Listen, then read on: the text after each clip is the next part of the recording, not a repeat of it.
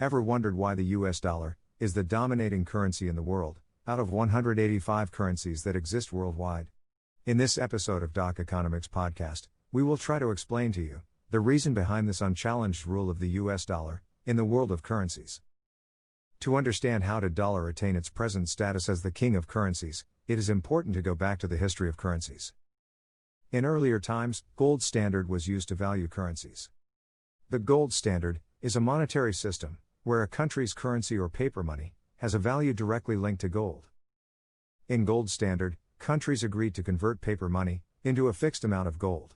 A country that used the gold standard set a fixed price for gold and bought and sold gold at that price.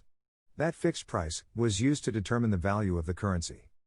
For example, if the US sets the price of gold at $500 for an ounce, the value of the dollar would be 1/500th of an ounce of gold. The gold standard was later completely replaced by something known as fiat money. By the word fiat, it is implied that by a government's order, or fiat, the currency must be accepted as a means of payment.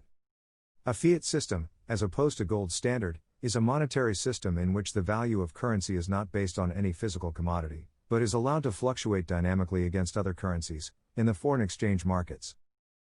The good thing about gold standard is that it sets a limit on how much currency may be printed or issued, as the physical quantity of gold acts as a limit on the issue of that currency.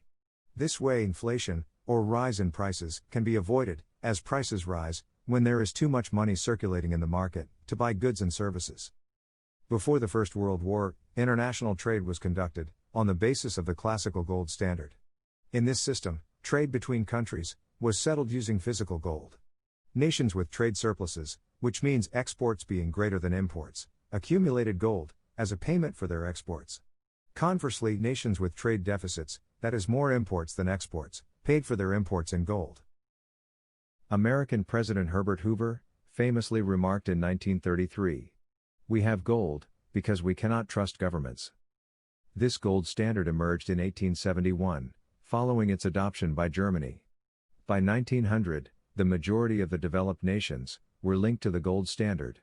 In fact, the United States was one of the last countries to join in.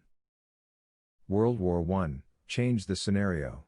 After the war, political alliances underwent change, countries were in greater debt, and government finances took a major hit.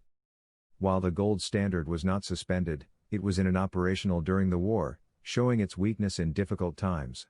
This created a lack of confidence in the gold standard, and it was felt that the world needed something more flexible on which to base its global economy.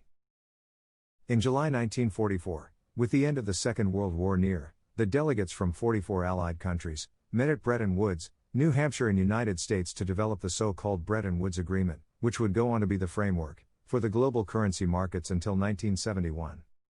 The goal was to devise a system to manage foreign exchange that would not put any country at a disadvantage. At that time, the United States held the largest gold reserves.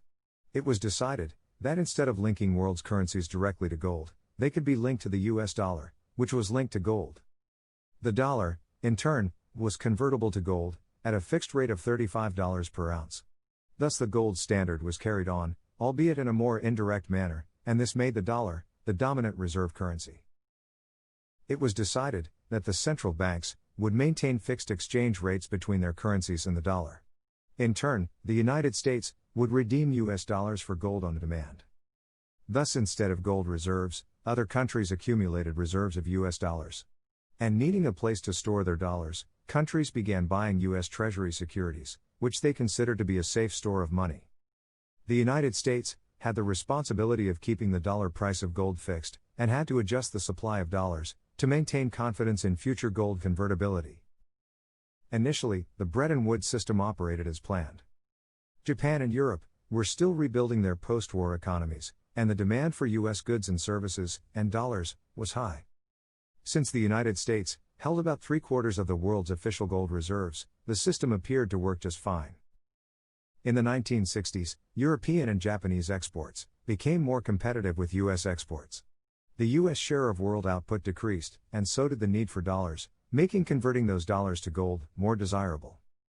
The deteriorating US balance of payments, combined with military spending due to the Vietnam War, resulted in a large supply of dollars around the world. Meanwhile, the gold supply had failed to catch up.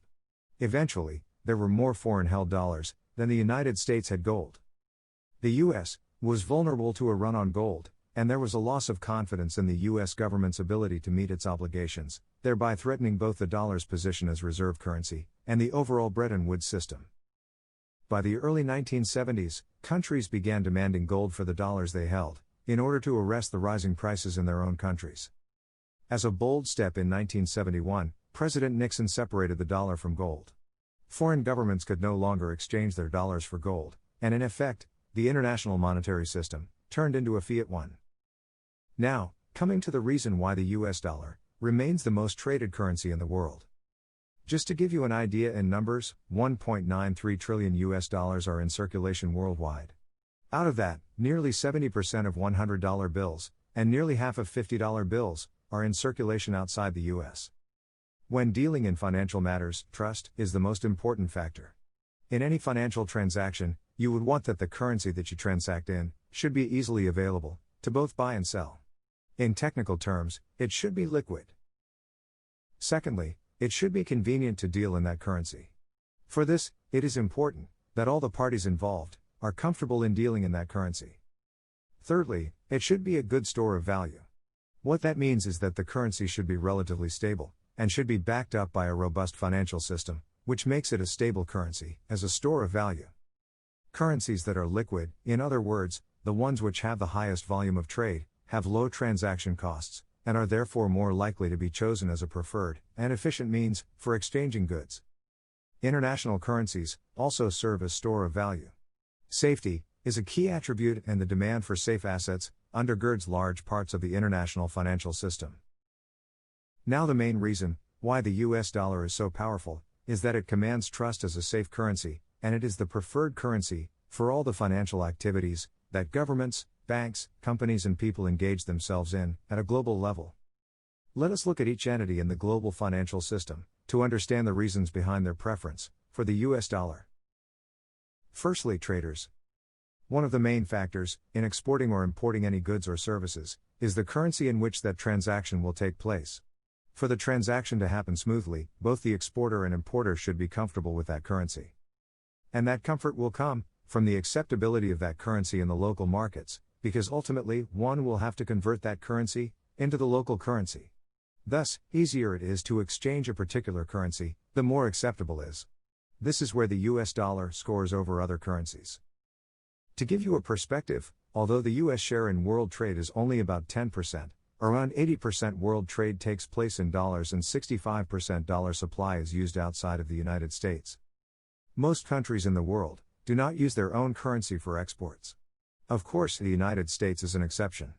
93% of its imports and 97% of its exports are invoiced in its own currency, the US dollar. Now let us look at another entity, that is business corporations, which need funding for their businesses at a cheap rate. These corporations usually borrow these funds from the market by floating bonds.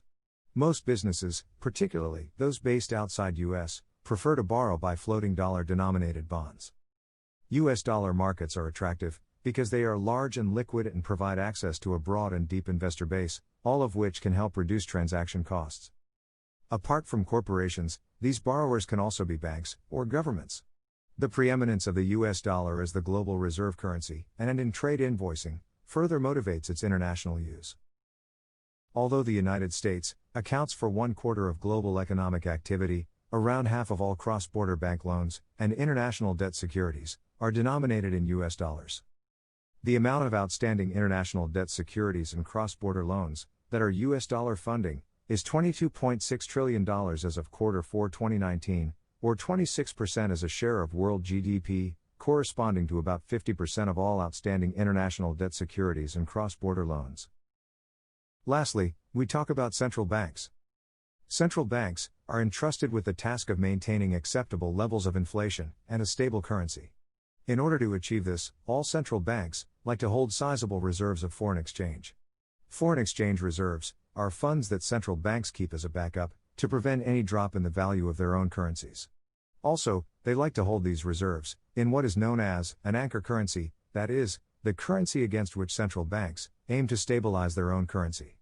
Because of its prominence in trade and financial transactions, dollar is the dominant anchor currency for central banks, thus, dollar is also known as the safest currency. Many of these reserves are in cash, or U.S. bonds, such as U.S. Treasuries. And since these bonds are denominated in U.S. dollars, so the central banks need to buy dollars to buy them. According to estimates, until 1970, currency of about 30% of countries was anchored to the dollar, with the rest split between UK pound, the French franc and the Soviet ruble. By 2015, the dollar zone expanded considerably, including not only the former Soviet bloc, but also communist China, large parts of Asia, Africa and all of Latin America. Talking about dominance in foreign reserves, at present, according to the latest IMF data, more than 61% of all foreign bank reserves are denominated in US dollars. The euro share is much smaller, at only 20.5% of holdings, after peaking in 2009 at 28%. The use of the renminbi, though marginal today, has almost doubled over the past 3 years to 2%. This completes the trinity of dollar dominance. On the trade side, dollar is dominant, in being the preferred currency to transact in. For banking, or borrowing and lending, dollar is the most liquid and trusted currency. And finally, on the policy front, central banks around the world prefer to keep their foreign exchange reserves in the dollars. Thank you for listening in. We hope this episode has helped you to develop a deeper understanding of how the international currency system has evolved, and why the US dollar has come to dominate it.